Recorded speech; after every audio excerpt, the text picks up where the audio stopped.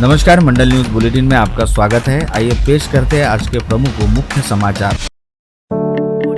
अमरावती महानगर पालिका का चुनाव हुए अब करीब 1.5 माह का समय बीत चुका है। इस दौरान महापौर व उप महापौर सहित सभागृह के नेता व नेता प्रतिपक्ष के साथ ही 8 स्वीकृत पार्षदों व स्थायी समिति के 16 सदस्यों के चयन की प्रक्रिया भी विगत 20 फरवरी को हुई मनपा के नए सदन की पहली आम सभा में पूरी हो गई, जिसके बाद सभी की निगाहें इस बात की ओर लगी हुई है कि 16 सदस्यीय स्थायी समिति के सभापति पद पर किस पार्टी के कौन से पार्षद का निर्वाचन होता है तथा मनपा के खजाने की चाबी किसके पास रहती है।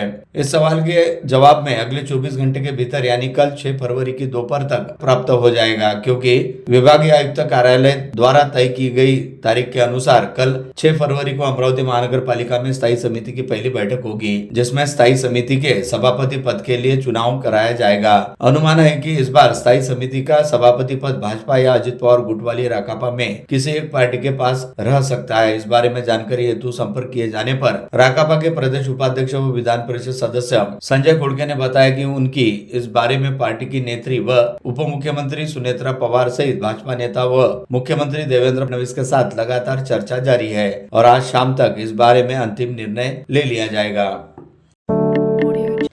अमरावती महानगर पालिका की तिजोरी की जिम्मेदारी जिस स्थायी समिति पर रहती है, उसके कल होने जा रहे अध्यक्ष पद हेतु एमआईएम के नगर सेवक सलाउद्दीन ने नामांकन उठाया है। अपने साथी नगर सेवक के संग सलाउद्दीन गत 20 फरवरी को हुए चुनाव में स्थायी समिति पर निर्वाचित हुए थे। अब वे अध्यक्ष पद का इलेक्शन लड़ने जा रहे हैं, इसलिए उन्होंने आज नगर सचिव कार्यालय से नामांकन लिया। कल 6 मार्च को जिलाधीश आशीष रेकर की अध्यक्षता में नवगठित स्थायी समिति की बैठक होगी, जिसमें अध्यक्ष का चुनाव होना है।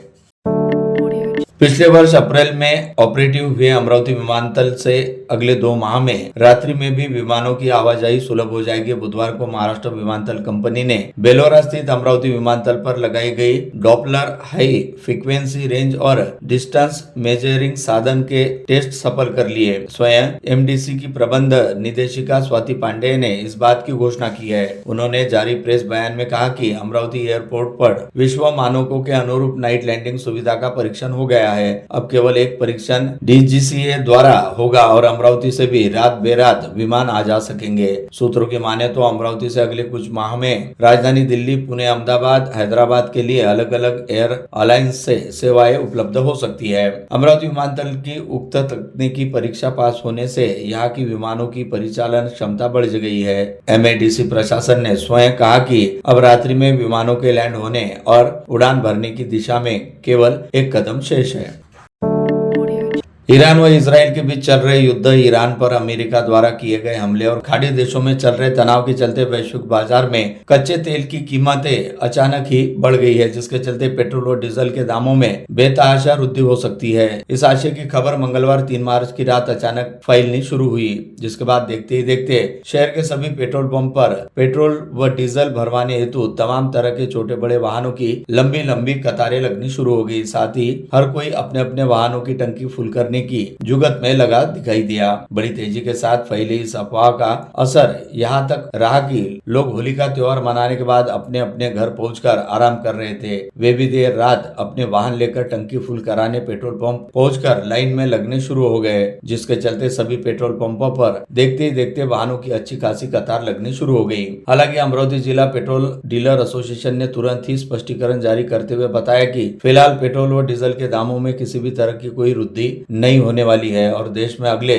4-5 माह के लिए पर्याप्त रहने वाले ईंधन का स्टॉक उपलब्ध है, जिसके चलते नागरिकों ने बिना वजह पेट्रोल पंपों पर भीड़ नहीं लगानी चाहिए। परंतु इसके बावजूद लोग बाग संभावित दर वृद्धि से बचने हेतु अपने वाहनों की टंकी फुल कराने के लिए पेट्रोल पंप पर डटे रहे।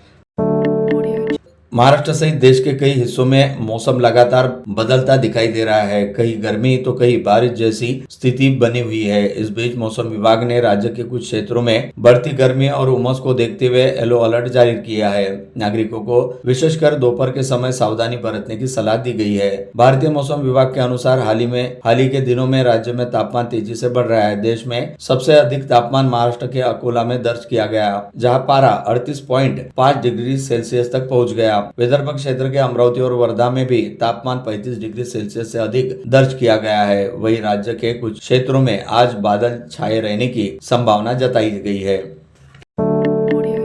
स्थानीय प्रभाग क्रमांक 20 सूतगिरनी सामरानगर में विगत 5 दिनों से साफ सफाई के काम का जिम्मा संभाल रही ठेकेदार एजेंसी यानी कोनार कंपनी द्वारा 47 सफाई कामगारों को स्वच्छता संबंधी कामों में लगाने की बजाय केवल 17 से 18 सफाई कामगारों को ही काम पर लगाए जाने का आरोप क्षेत्र की पार्षद सुमति ढोके द्वारा लगाया गया। साथ ही उन्होंने मनपा प्रशासन को इसके लिए जमकर आड़े हाथ लेते हुए जानना चाहा कि अगर साफ सफाई के मुद्दे को लेकर विगत 28 फरवरी को आम सभा लिए जाने के बाद भी यह स्थिति है तो फिर साफ सफाई को लेकर विशेष सभा बुलाए जाने का तथा नए ठेकेदार की नियुक्ति किए जाने का फायदा ही क्या हुआ। प्रभाग क्रमांक 20 की पार्षद सुमति ढोके द्वारा पूरे मामले को लेकर जानकारी देते हुए बताया गया कि मनपा प्रशासन ने कोनार कंपनी को पूरे शहर की साफ सफाई हेतु दिए गए ठेके के बारे में विगत दिनों आयोजित मनपा की विशेष सभा में बताया था कि प्रत्येक प्रभाग में कम से कम 47 सफाई कर्मी स्वच्छता संबंधी कामों के लिए लगाए जाएंगे, लेकिन इसके बाद ठेकेदार एजेंसी द्वारा प्रभाग क्रमांक 20 में पहले दिन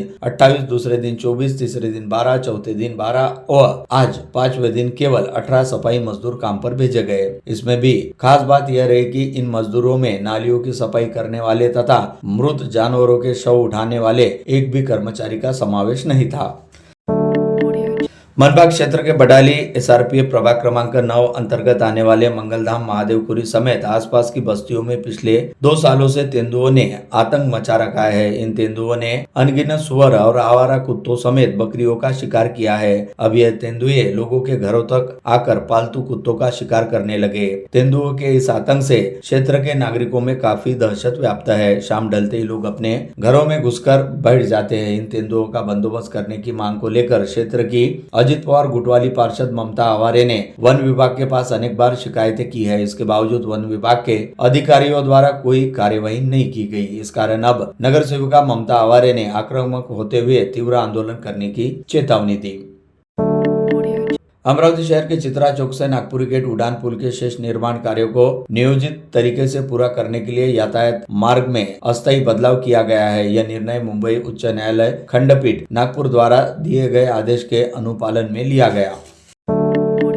अमरावती जिले के बडनेरा में पिछले 6 वर्षों से पुराने बाईपास मार्ग पर रेलवे क्रॉसिंग के ऊपर फ्लाईओवर का निर्माण कार्य जारी है। हालांकि इस परियोजना को लगातार फंड की कमी का सामना करना पड़ रहा है, जिसके कारण निर्माण कार्यों की गति अत्यंत धीमी हो गई है। इसका सीधा असर शहर की यातायात व्यवस्था पर पड़ रहा है और नागरिकों को भारी परेशानी का सामना भी करना पड़ रहा है। इस गंभीर स्थिति पर बॉम्बे हाईकोर्ट की नागपुर खंडपीठ ने स्वतः संज्ञान लेते हुए जनहित याचिका दायर करने के आदेश दिए। न्यायमूर्ति अनिल किलोर और न्यायमूर्ति राज वाकोड़ी की पीठ ने बुधवार को अखबार में प्रकाशित खबर पर संज्ञान लेते हुए यह निर्णय लिया है। खबर के अनुसार पुरानी बस्ती के पास बाईपास मार्ग पर स्थित रेलवे क्रॉसिंग पर वर्ष 2020 से नए फ्लाईओवर के निर्माण के प्रस्ताव को मंजूरी मिली थी। वर्ष 2021 में निर्माण कार्य शुरू हुआ। 650 मीटर लंबे इस फ्लाईओवर के लिए 36 करोड़ रुपए का बजट स्वीकृत किया गया था। कई अड़चनों के बीच बन रहे इस फ्लाईओवर को अब वित्तीय संकट का सामना करना पड़ रहा है।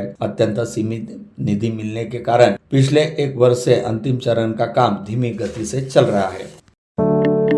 मेलघाट की समस्याओं को लेकर पूर्व मंत्री बच्चू कडू द्वारा शुरू की गई संघर्ष यात्रा के 5वें दिन में प्रवेश करने के साथ परिणाम दिखाई पड़ रहे हैं। प्रशासनिक हलचल तेज हो गई है। इस बीच आज बच्चू कडू की पत्नी प्राध्यापक नयना कडू और पुत्र देवा कडू भी करीब 250 किमी पैदल संघर्ष यात्रा में साथ हो लिए, जिससे संघर्ष यात्रा में सहभागी प्रहरी कार्यकर्ताओं मेलघाट वासियों का जोश बढ़ गया। बच्चू कडू की आज की यात्रा जरीदा से भंडोरा, बुटीता, पलशा, दहेंद्री, कोमटी, ढाना होते हुए चूरनी पहुंची। कडू ने वाघ प्रकल्पों से अलिप्त गांवों में नियमित बिजली, पेयजल, स्वास्थ्य सेवाएं, शिक्षा और रोजगार की और तत्परता से ध्यान देने की मांग रखी। इस संदर्भ में जिलाधीश से भी फोन पर बात हो चुकी है। परसों 7 मार्च को उच्च स्तरीय बैठक आयोजित कर समस्याओं से निराकरण का आश्वासन दिए जाने की जानकारी कडू ने दी। पूर्व मंत्री और प्रहार जनशक्ति पार्टी के सर्वेसर्वा बच्चू कडू की मेलघाट संघर्ष यात्रा के 5वें दिन में प्रवेश करने के साथ दोनों तहसीलों धारनी तथा चिखलदरा के सैकड़ों गांवों के आदिवासियों को इंसाफ की उम्मीद जागी है। उसी प्रकार बच्चू कडू अपना आक्रामक अंदाज कायम रखते हुए आदिवासियों की समस्याओं की निराकरण नहीं होने की दशा में प्रदेश के वन मंत्री के बंगले का घेराव करने की घोषणा प्रहार कर चुका है। 30 से 40 गाँवों के आदिवासी बांधव समान जीवन जी रहे हैं। उनके गाँव मेलघाट बाग परियोजना से सटे या उसके बफर जोन में आते हैं।